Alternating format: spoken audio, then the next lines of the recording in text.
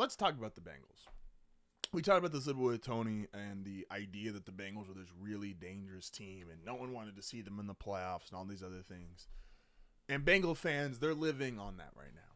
Oh my gosh, the Chiefs even threw a game because they didn't want to see us. Listen, I know Chris Broussard made it a popular thing that, wow, 17 games ruined it because the Broncos played the Chiefs and the Chiefs got to rest everybody. If it was 16 games, the Denver would have clinched a week ago. So let's not act like the 17th game was what really screwed them over. Here's the problem for Cincinnati fans. And I made this scenario with the Vikings fans where the potential of if you lost, which you did, you lost Detroit. And then if you were to lose your first playoff game, you go from 14-2 to 14-4 out the playoffs. And does that soil the season? I don't believe that personally, but that's very much a reality. Bengal fans, I know you guys think you're the scariest team of all time. I know you guys think you would score 50 points on the 85 Bears. I know you guys believe that you are actually the dynasty of the NFL and that Joe Burrow is the greatest quarterback ever and this, that, and the third. I get it. I really do. But what if ownership really screws this up? Jamar Chase just had one of the most incredible seasons for an NFL wide receiver in history. He won the Triple Crown. First receiver ever, 1,700 yards, 17 touchdowns. Incredible season, incredible player. Jamar Chase deserves all the love. He deserves all the money he's going to get, and trust me, he's going to get it. Now, what's the problem with that? You also have T. Higgins, who is a number one receiver in his own right and would have even more numbers and stats if he wasn't with Jamar Chase as his teammate. And everybody understands that. Everybody knows that. We all understand the kind of player T. Higgins is. He's going to get paid. You're already paying Joe Burrow. The problem is Joe Burrow, throughout your franchise's history with one of the cheapest ownership groups in all of professional sports, Joe Burrow is your exception. And that's your problem. The Bengals have never paid top dollar for somebody. And now we're just to assume they're going to pay top dollar for 3. The idea has been, oh, well, they're for sure going to re-sign Chase, and T. Higgins is going to have to be the one to walk. If I'm Jamar Chase, not only do I want what Justin Jefferson got, I want multiple $1 million on top of it because look what I just did, and that's with another number one next to me. Justin Jefferson, and now Chase, there's no real conversation on who's the real number one on that team, but Justin Jefferson doesn't have a T. Higgins. He doesn't have a guy who takes that many targets, that many touchdowns, those kind of numbers over him, and he still won the Triple Crown. Bengal fans, are you understanding what I'm saying? What if the notoriously cheap ownership group, who paying their quarterback $50+ million a year as the exception, and they don't re-sign either of these guys because they waited too long? What have we been clowning Jerry Jones on? And Jerry historically pays, but he waited on Dak, got punished, largest contract ever. He waited on CD, would have been the largest contract ever other guys signed for their positions. Now he's waiting on Micah. What's Micah going to get? But Jerry historically pays. Jerry historically isn't cheap. I know we've made fun of him last year or so, but when it comes to star players, if you're a star player for the Cowboys, you are far more likely to be paid than a star player for the Bengals. If I'm Bengals fans, and this is I don't do hot takes in this regard of like, let me just say the most outlandish thing and see if people will react. But I truly believe this. This is my hot take for 2025.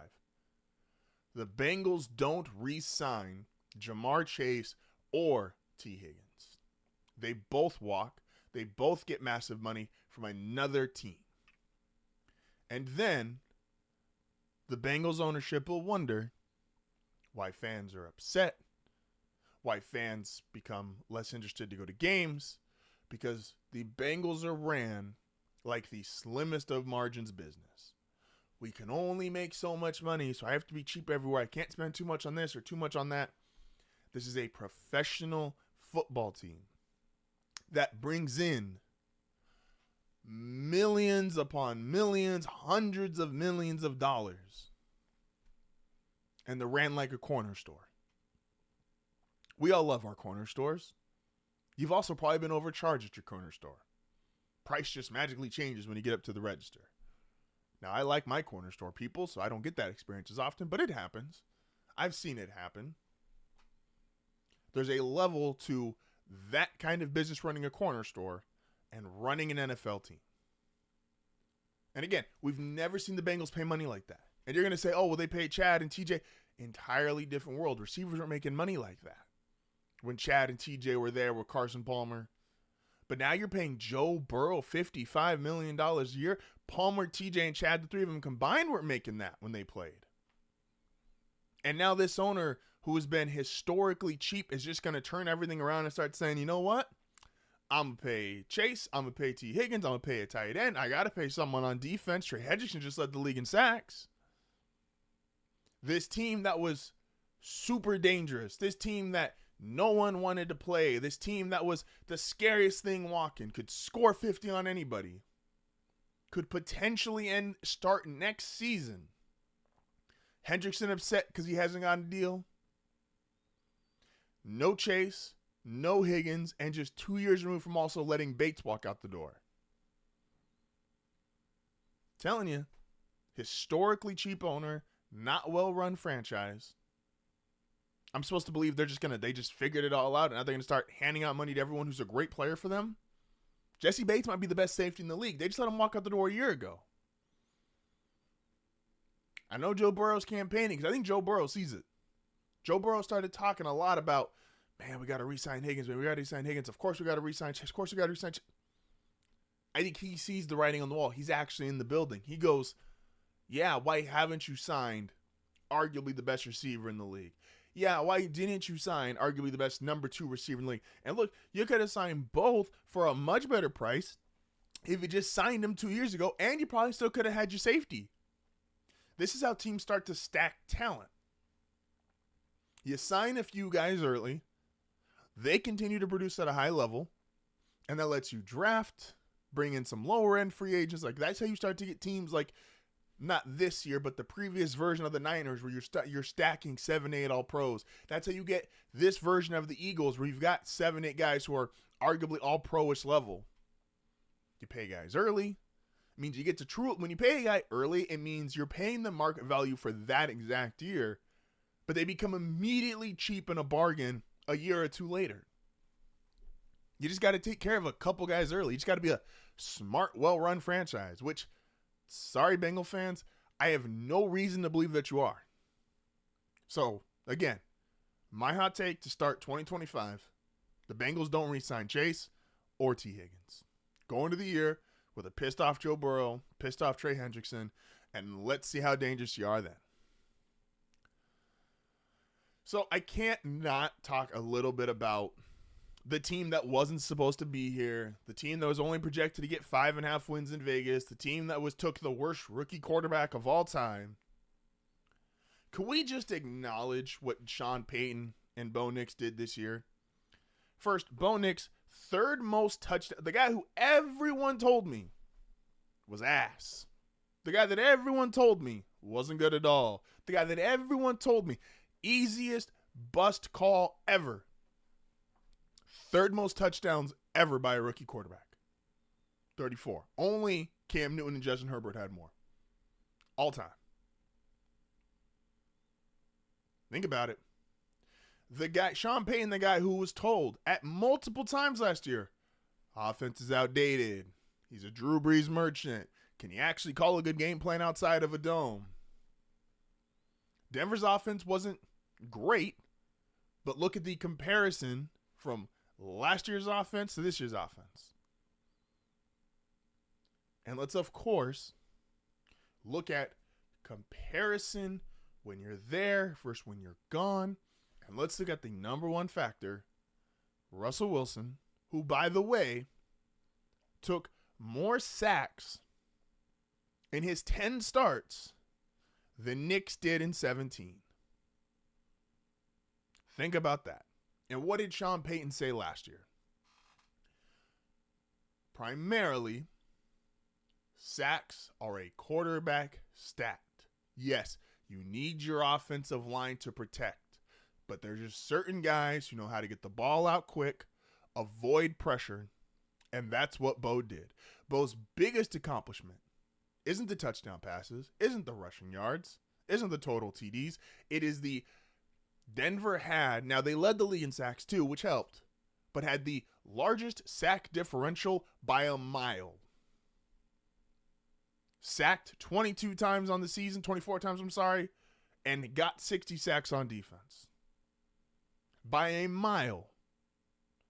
This team, which is projected to do all kinds of horrible this year, did really well, and they only majorly improved in one area. That was it. I know you're going to say, oh, the defense was great compared to last year. The defense was arguably about the same, with the exception being there's no 70-point Miami game. Take out the 70-point Miami game, these defenses are a lot closer than people want to think. The biggest difference, sack differential. It kept plays alive, it kept drives alive, and Steeler fans who were telling me, Sean Payton sucks, he fucked up Russ, look what Russ is doing for us, see, we're actually a good franchise. How do you feel now? How do you feel now? Both ended up with the same record. But who feels better about where they're at today? And let's look at this. And Tony and I discussed this a little bit too when he was on here. And I've been talking about the underdogs today. Denver's an underdog against Buffalo, and they should be. And I tweeted this out earlier. Denver could win by 10 and lose by 40. Why? Because they have a defense that can get pressure. They have the best corner in the game and still a top 5 secondary. I know it hasn't looked great the last couple of weeks, but when Moss is actually healthy, Surtain is there being the elite lockdown, should be defensive player of the year that he is. This team that got 60 sacks. Bo Nix is able to sit there and extend plays. Now, it's going to be tough against Buffalo because Buffalo has a great offensive line, but so does Denver. Bo being able to extend plays, keep plays alive. He's not taking sacks. This defense, which can be dominant. And Josh Allen, who is great, one of the 4 best quarterbacks on the planet, unquestioned, is probably going to win MVP, and if I would vote differently. But let's not act like Josh Allen can't be erratic. Let's not act like Josh Allen can't be had for a game. Let's not act like the same guy who goes out there and looks like Superman also had a game this year. He went 9 of 30. Out of all the underdogs, it's a little biased, but I'm being so serious when I say this. Denver has the best chance as an underdog. Because when you're an underdog, you got to play at your peak, and the other teams got to play below their means and their norm. And Josh Allen is very much a candidate to play below his norm. And this defense, the 60-plus sacks, the defensive player of the year, great secondary. This offense, great offensive line, can possibly get you some running game. These receivers are better than people want to give them credit for, especially Cortland, who, again, 1,000-yard season, bounced back. This is absolutely a winnable game. Is it going to be tough? 1,000%. Am I saying Denver's going to win? Fuck no. But this is absolutely a winnable game. And of all the dogs, this is the best dog.